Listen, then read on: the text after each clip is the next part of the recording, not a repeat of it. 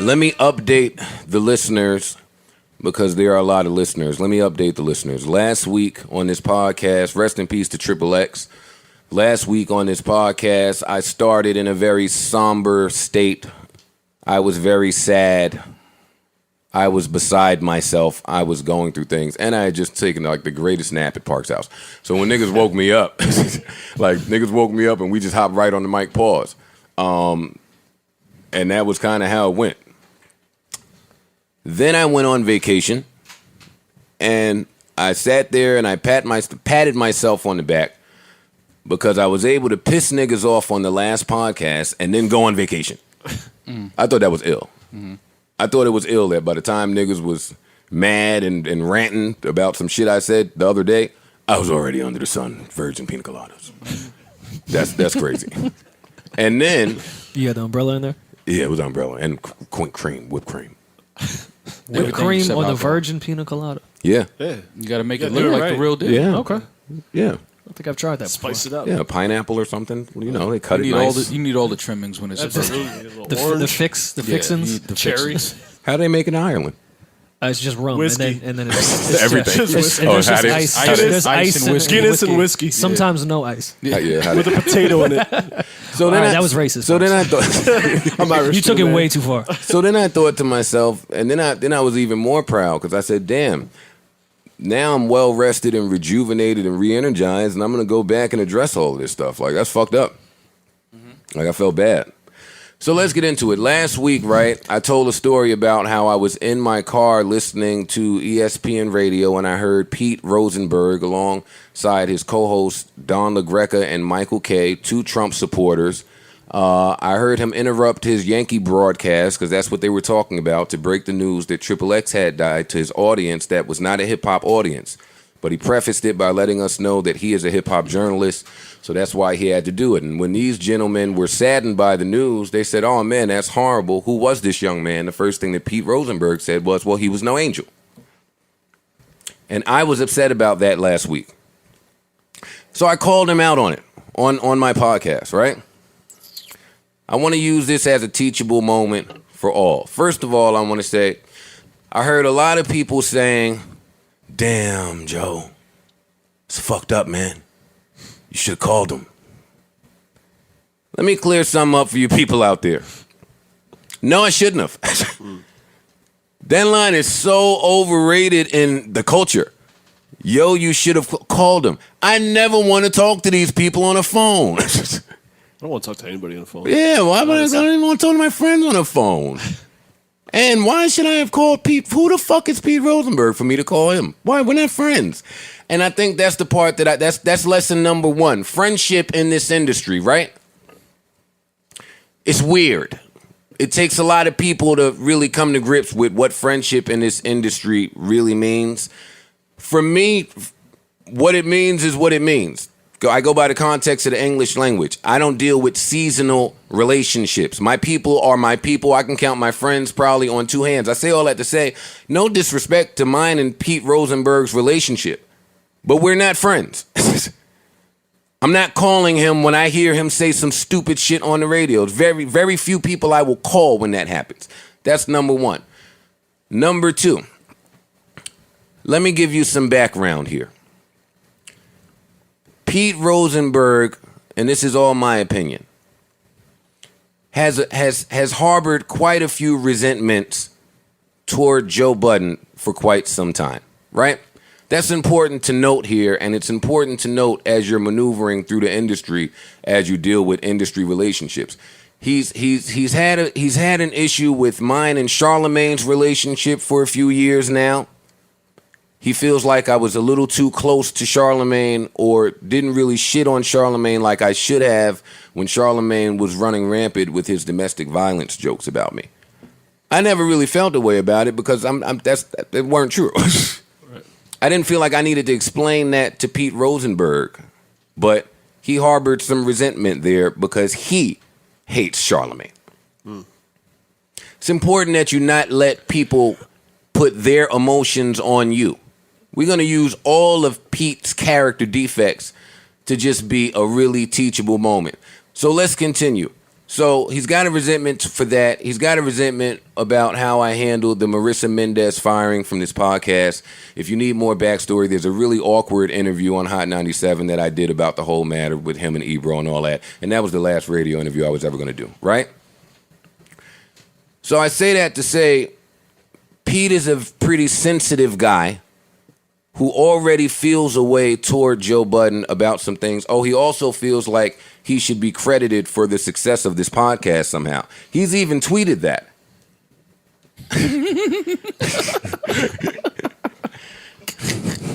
Before you finish laughing, right? It's important to note, because we're gonna make jokes here, but it's important to note, and this is all gonna come full circle. I think that most of this stems from the fact that Peter Rosenberg is not a creative. He doesn't create from scratch. He reports on it. And that's fine. There's nothing wrong with it. But Pete, you continue to compound mistake with mistake with mistake. You then went on Twitter and said that I needed to listen to 20 more minutes of you and your fucking liberal, conservative ass friends. Let me tell you something, Pete. I did. I listened. Y'all got off that topic very quickly and went back to the Yankees. That's why I was offended in the first place. And just in case I was mistaken, right? If maybe you did that in a moment of passion and confusion on your little fuckity fuck complex show where you write monologues that's super trash that nobody cares about, you went and echoed the same exact sentiment of he was no angel. That's a real bad habit we got in this culture today where people just refuse to admit a wrong. It would have just been real simple to say, my bad, I shouldn't have did that. Because Pete, my sentiment wasn't really about X. X is in a better place. Thank God for him. He don't have to hear none of this bullshit the niggas are saying down here. The people that I'm concerned about are the fans and the family members who didn't do a thing to anyone. They're here grieving. Who the fuck are you, Pete, to come and tell somebody that they're not an angel? Let me tell you my problem with that, Pete Rosenberg. The hypocrisy. The fucking Pause. Before we get to hypocrisy, let me explain something to you. When I talk about privilege, it's not a race thing for me. When I talk about privilege, I'm not the guy that's quick to pull the race card, Pete. When I talk about privilege, it is solely related to memory. Those who fail to remember are doomed to repeat. This is my belief and my belief only, Pete Rosenberg. I feel like you owe your entire career and place in hip-hop to gentlemen like Triple X. To gentlemen like myself. Gentlemen that you attempt to discredit because you feel inferior and insecure in your spot. It's off. So let's go back to hypocrisy. I've watched you repeatedly suck Mike Tyson's dick on air, off air. You love Mike Tyson. Hey, guess what? Me too. I don't hear you call him a convicted rapist to his face. We don't maneuver like that here. Because here, we identify and we remember. Who the fuck are you to attempt to be on some type of moral high ground like you the fucking ethics police? Newsflash, Pete. Don't nobody need you to come say what's right and what's wrong and what's agreeable. No shit, everything that young man was doing, the moral police don't agree. We know, Pete. Thank you for your very surface point. I think you missed all of ours. The gall of you. That even in death, and this is the part that really fucked me, you bashed that young man for mistakes made. That young child, not even 21, can't fucking vote. You an adult and you alive. The second somebody call you on your shit, you run with your fucking tail cocked between your legs. Gotta be careful to not become the very thing we're against, Pete. You run right to your little socials and not only attempt to defame my character, you then insult the people that listen to this podcast. Cigarette and syringe emojis? Ooh, how did you feel inside? You're not telling me that because you are an emotional little man inside, you're using your platforms to just not be credible anymore. So now you're not believable because you've been called on a fucking mistake, Pete Rosenberg. Memory. Those that forget, doomed to repeat. I think you've forgotten a few things here, Pete. So I just want this to be a reminder for you, because it then took you a whole week to turn around and say, yo, I was wrong. Hey, guess what? Sometimes wrong is just wrong, Pete. You got the nerve to run the fucking Ebro so Ebro can massage your little vagina. And then, whoa, did he give that vagina a nice little massage? And you came back to Twitter feeling manly again. You were feeling macho. Am I lying?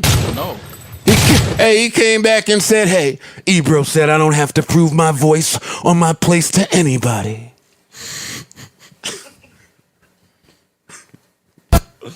We start with I love you. I think we got the power to grow. That's a soundbite now. Only in this instance, because this is coming from a place of love. It is. We don't have to be friends, but if you're going to be in this culture, goddammit, niggas is going to teach you how to behave while you're in it. You can't just run along. And what really pissed me off about it, and this is what really pissed me off about it, and all of this is an assumption. I think Peter Rosenberg knows his place in this culture. Peter Rosenberg's place in this culture is the whitewash urban guy. Peter Rosenberg, that is your place on all of your platforms. Look around, my nigga. On the morning show, Ebro, Lauren, you're the whitewashed urban guy. You're the white guy who shares all the same opinions as the fucking popular backpack, dirty white boy crowd. That's you. What the fuck is your calling card? Wrestling, same thing. ESPN, same. You can't attempt to discredit me, Pete Rosenberg, by saying I'm the worst rapper in Slaughterhouse. I don't give a fuck about rap. I'm talking morals and ethics. That was probably past 10 minutes, so I'm going to chill. I'm not that invested in Pete. I don't really address you because we don't serve the same demographic. You talk to children. I'm not talking to children. And typically, like you normally do, when you miss a point, you just grab on to some other point that nobody said and argue it. You're arguing something nobody said. No one is blaming you for death. Nobody said that once. Who said that? I didn't say that. We didn't even allude to it. But I do believe that you're responsible for your energy.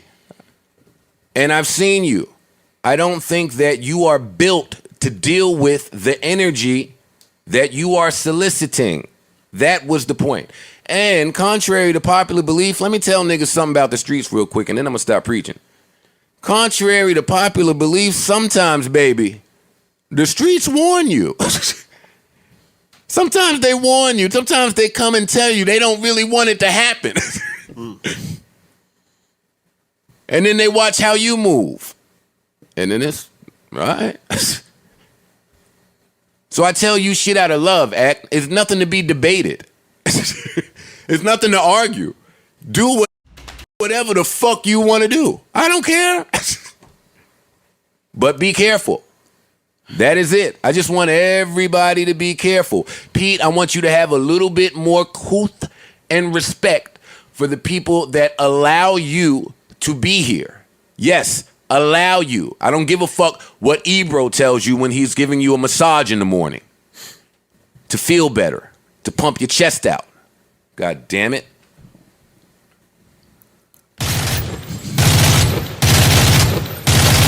Well, I think that was well said. Yeah. I would have said it. Applause and gunshots should not really go together. Applause and gunshots, my nigga. Yeah, applause and gunshots. Yeah. I mean, that's all I got, man. I mean, I wasn't in the Pete thing to the act thing. That's why when we were joking before, I said I'm not going back and forth with academics over that. The kid clearly missed the point. I don't understand. Me personally, I'm not going back and forth with someone like that. That's just not my moral grounds or where I'm standing. He's still a bozo, man. No, he is a bozo. I'm stand by that. That's why I'm not going back and forth with a kid that isn't speaking to anybody that I talk to or lives any way that I live. Like, I'm not talking to somebody that's scariest thing in their life that ever happened was the Wi-Fi going out. That's just not where I lead. Like that, the albino shit, I laughed too. That was great. That was funny. That was funny. I laughed. Well, first of all, y'all don't know the plight of what it's like to wear sunscreen in December. So fuck out of here. That shit is tough. I laughed when he called him albino, man. You're the albino guy. It's funny. Cool, yeah, man. I'm with it, Ack. But yeah, Ack, you missed the whole point. Well, wait, before you go any further, it is kind of scary when the Wi-Fi goes out. I mean, that's the worst. Yeah, that's all I got. So when they put a gun to your head and it jammed, where does that scale on the Wi-Fi going out? You know, I've thought about that for a long time. The split second didn't leave much time to do much thinking or anything. You know, you always played out in your head how it would happen if somebody tried to do something like that. It didn't go like that. It never goes at all. Never does. No, it never plays out. Never does. What you planned in your head. Yeah, unless it's a Troy Ave story. Those were great interludes, Joe. So yeah. Troy Ave broke the whole band up with his shenanigans. Everybody related to that nigga's just off somewhere. Niggas is crazy, man. That's fucked up. All right, what was we saying? I don't know, man. She got real serious. No, we was talking about we Charlie. was off for fucking Ack and Pete. Ack and Pete. Ack and fucking Pete. I can't believe the hypocrisy in some fucking people. Ack and Pete. That sounds like a dope grocery store. I'd shop there.